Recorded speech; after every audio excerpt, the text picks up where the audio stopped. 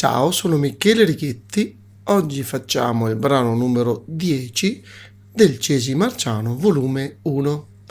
È un allegro di August Eberhard Müller in tonalità di Sol maggiore. In chiave, infatti, abbiamo un Fa diesis. La divisione ritmica è in 2/4. Da un punto di vista strutturale, il brano è diviso in 2 parti che vengono ripetute entrambe 2 volte, secondo l'indicazione dei ritornelli.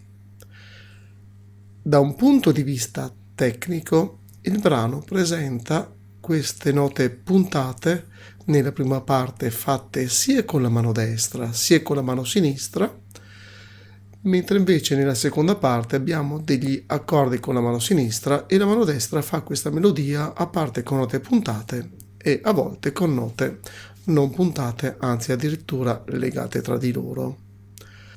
Nella prima parte sia la mano destra che la mano sinistra suonano le stesse note ad un'ottava di distanza tra di loro.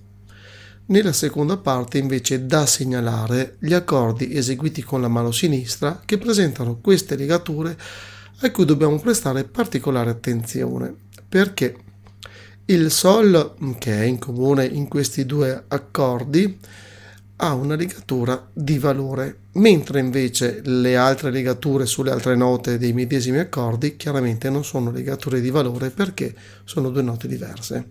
Per cui in questi 2 accordi la nota Sol viene trattenuta, mentre invece vengono eseguite le note superiori come scritte. Bene, adesso andiamo a suonare prima a mani separate e poi a mani unite.